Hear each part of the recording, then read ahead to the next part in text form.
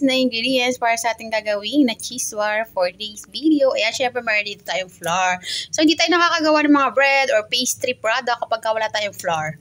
Pwedeng cake flour, bread flour, or all-purpose flour na din po yun. Pero yung bread flour kasi, so mas matigas siya kaysa doon sa cake flour. Ayan. So, meron din tayong margarine, butter. So, pwede naman butter, dalawang butter. Pero, maglagay lang ako ng isa pang ng salt. Same lang siya na 225 grams. Kasi guys, ang gagawin ko nga na 2 recipe. So, kapag 1 recipe lang siya, 1 butter lang siya. So, ayan. So, kaya dalawa din yung ating condensed milk.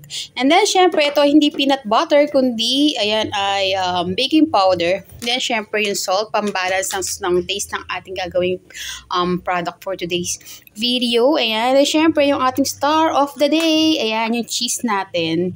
So, malaki yung cheese. So, inano ko lang, hiniwa ko lang yan, guys. So, meron din ako ditong egg.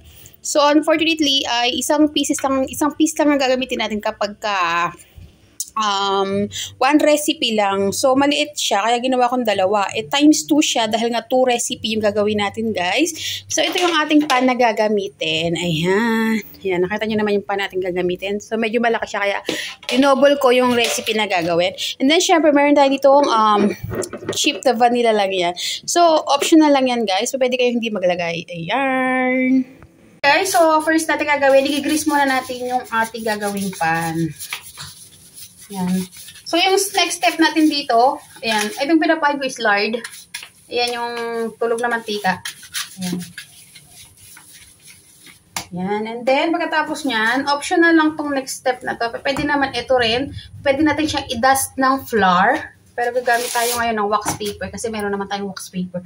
Kaya gagamitin natin ng wax paper. Ayan, para mas madaling matanggal mamaya, madaling ma-remove ito sa pan. So, pag nilagay natin itong wax paper, mas madali siyang ma-remove mamaya.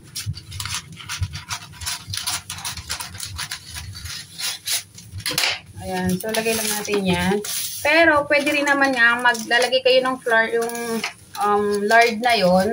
So, para siyang shortening lang. Ang pinagkaiba ng shortening is, shortening came from vegetables and then yung lard is from animals. So, pwede rin kayo mag-dust ng flour, ganun. Asend lang natin to kasi mamaya pa natin siya gagamitin pagkatapos natin i-mix lahat ng ingredients. So, ngayon, prepare na tayo ng bowl. Ayan. So, malaking bowl to. Hindi na ito bowl basta. Siya malanggana. So, ayan. So, dito guys. So, lagay lang natin yung margarine. And then, yung ating butter. Yan, nalagay lang natin yung butter. Dapat room temp na tong butter pero parang chilled pa siya, naka-freeze pa siya. So, tutulog-tulogin lang natin siya. Tapos, gagamitin siya ng mixer para ma-double yung volume niya. For instances na matigas pa yung butter, so pwede natin siyang hiwain para mas mabilis siyang matuong. Kasi yung mixer natin ito eh. Pero dahan-dahan lang, kaya gamit kayo ng chopping board. Baka mabutas yung ating palagana. Yan. So, yung margarine naman, walang problema yan kasi as is na yan, ganyan na siya kalambot. Yan. Kasi pagka hindi natin ito inano, sinapchat na ganyan, so matigas siya, so hindi siya mamimix. Hindi pa pala siya mag-whisk.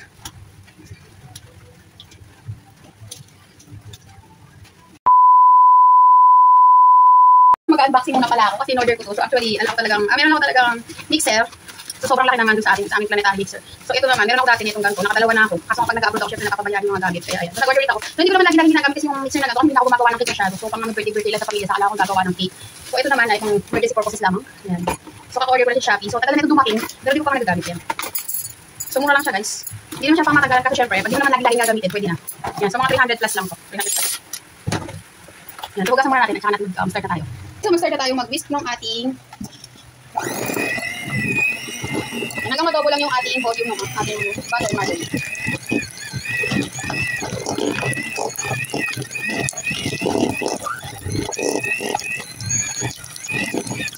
Yan, so minsan-minsan i-rest natin yung ating mixer kasi isa din niya kaya. Ganyan, mami natin. Ay, ito. Yan guys, so ito na yung pagkatapos natin siyang gamitan ng mixer. Ayan. So ngayon, i-add natin yung iba pang ingredients. Yan, so gamit lang tayo ng whisk. So may nakalimutan pala akong ingredients earlier. So gagamit tayo ng, sa isang recipe, 1.5 cup ng white sugar. So dalawang recipe to, so 3 cups to guys. Yan, so umulan pa nga po. Ayan, so maglagay lang tayo ng kalahati lang ng sugar. Then later out yung kalahati. Ayan, tapos lagyan natin yung isang condense.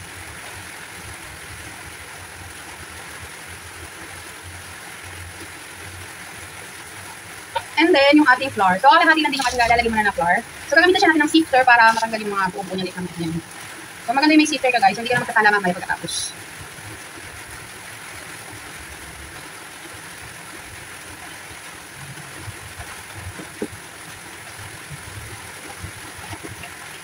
So, tira mo natin yung kalahati.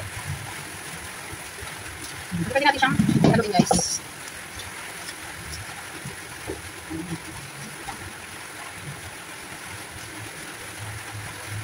Nagawa tayo ng kulay, then lagyan natin yung ating eggs. Then add lang tayo ng konting vanilla. Then yung ating konting salt again. So, konti lang kung balance lang ng taste, mga 1 teaspoon. Then yung ating baking powder, sa isang recipe 1 tablespoon. So, 2 recipe to guys. So, 2 tablespoon yung ating gagawin. Lalagyan na baking powder.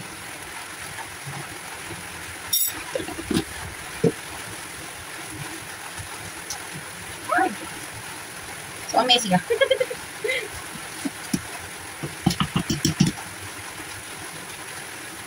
Guys, kapag ganyan na yung ano niya, consistency niya, so pwede natin siyang kamay. So, incorporate natin yun. Kasi lalagyan natin siya mamaya sa pan.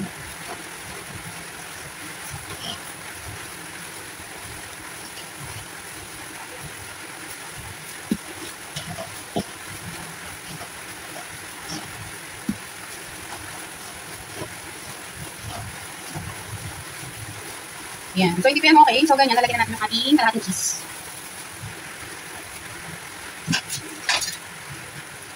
Gagamit lang tayo ng pang-grate. Balikod pa siya. So, lagay lang natin yung cheese.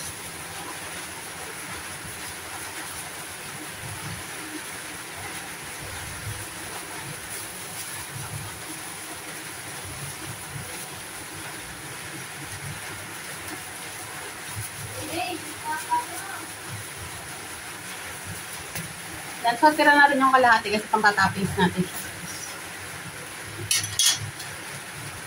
So, pagka ganyan na siya, pwede na natin siya. For nakaka-incorporate natin lahat ng mga ingredients niya, so pwede na natin siya i-transfer sa ating baking pan. So, before guys, so, pagkatapos kong mag-test na nun, so, itong cheese bar na to is napakabenta. So, binibenta ko siya. So, nag-order pa talaga yung iba para dalhin sa abroad. So, naalala ko nga, may nag-order sa akin na seaman sila. Mag-asawa. So, napakarami lang yung order ko bumuwi sila. So, yan. So, tara ang ating pan. So, lalagyan lang natin yung ating mixture.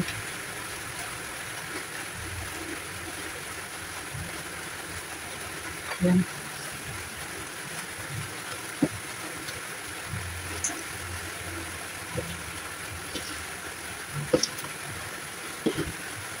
So, sticky talaga siya.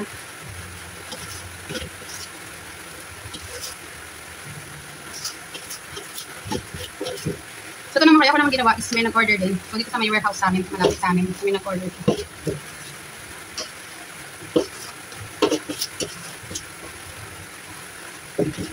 Yan. So, paklatin lang natin siya, guys. Kasi lalagyan sa natin ng cheese sa ibabaw.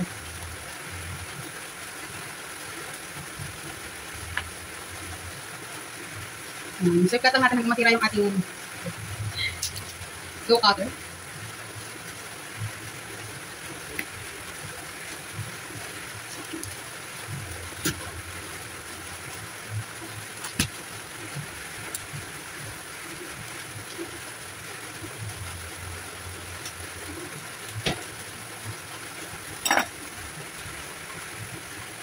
Yan.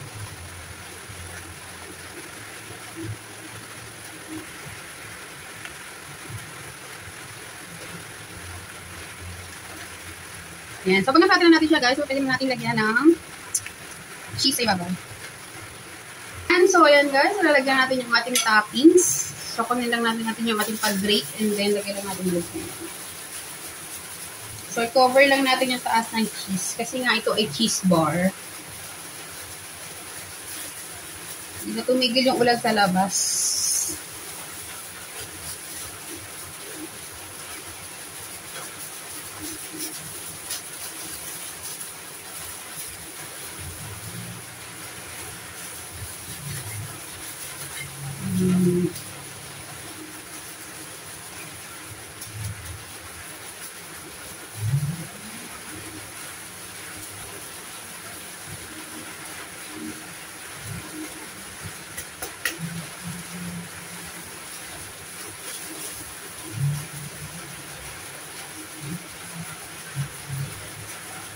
Yan. So, ang sarap-sarap nito. Ang daming cheese, diba?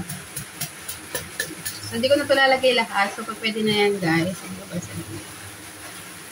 So, lulutuin lang natin siya. So, preheat lang natin yung ating oven. Saka natin lalagay itong ating cheese bar.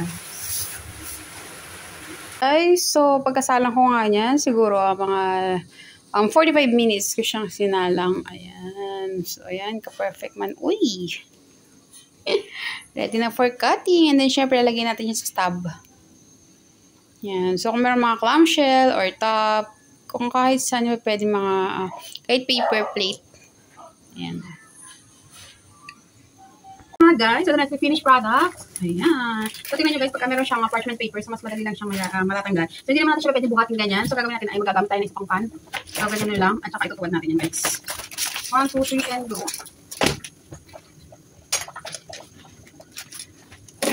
Tcharam! Ayan, yung ilalim ng ating cheese bar. So, ayan. Sarap. Tsura pa lang. Amoy pa lang, guys. So, kukuha pa ako ng isang pan kasi babalikan pa natin siya.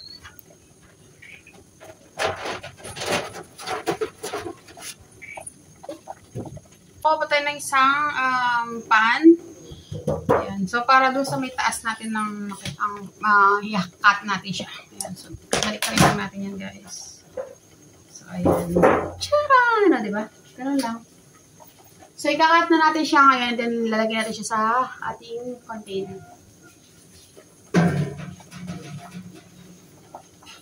And guys, so gagamit tayo ng dough cutter para ikat natin siya. So, bago natin na gamitin ng dough cutter, no, lagyan lang natin ng mga measurement natin kung hanggang saan yung ating ikakat para.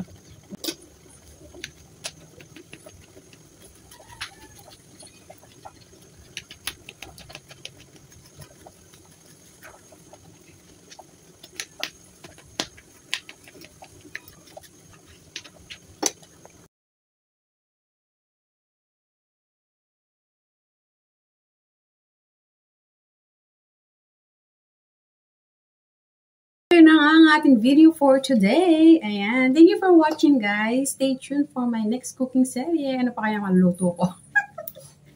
So, yan lang kayo ng mga power. So, ayun lang, guys. Thank you for supporting my channel. At kung di ka pa nakasubscribe sa aking channel, please subscribe and click the notification bell para laging updated sa aking mga bagong upload. And syempre, subscribe din sa aking first YouTube channel, Malantados World. Ayan. So, thank you for watching, guys. Bye-bye.